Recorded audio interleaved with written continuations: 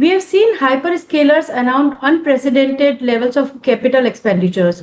What's driving this surge in capex?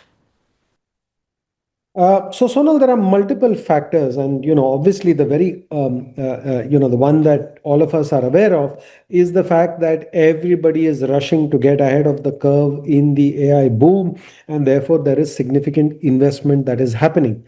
However, remember, whenever the significant investment happens, that amounts to high demand. High demand results in a shortage of the equipment that goes into those capital investments that are happening, and that results in capex cost escalation.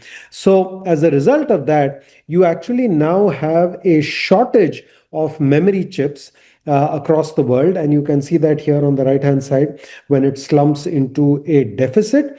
And as a result of that, the price of these memory chips is going up dramatically, which is what we call DRAM and NAND. So you can see that these have now gone into deficit. Their prices are going up significantly. So in addition to the fact that there is obviously more investment that the hyperscalers are doing, the increase in the cost of equipment means that their capex is also being inflated by the increase in the cost of DRAM and NAND chips.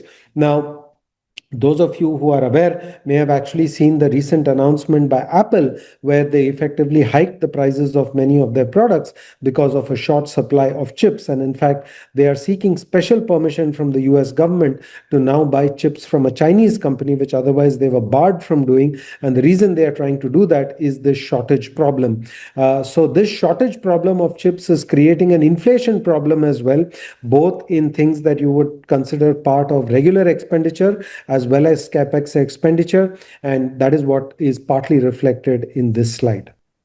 Yeah, so this is another interesting chart, and this really shows you the change in thought process which is happening in global markets.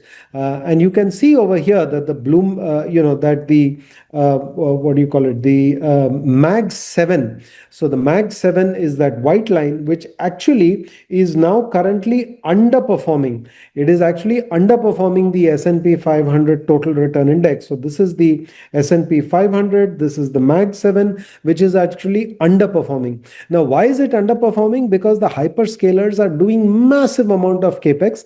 The hyperscalers are what is captured in the Bloomberg Magnificent 7 TRI.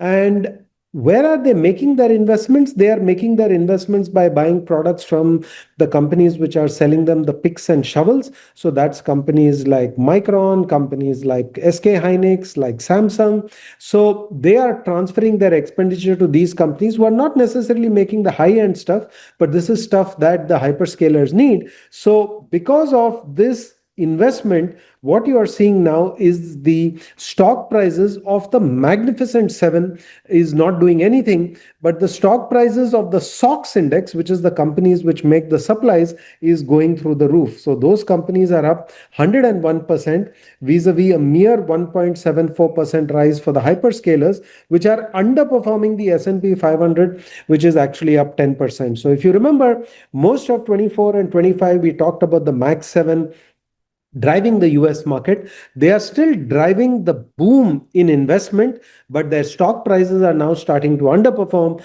because people have gone to the second derivative, which is they're saying, okay, it's great that they're doing the capex, but what kind of returns will they make on the capex that they are doing? And people are starting to worry about that, and that is why those stocks are currently underperforming. Whereas the companies which are selling the products which are benefiting from the capex to these hyperscalers, their stocks are going through the roof because their cash flows have turned hugely positive.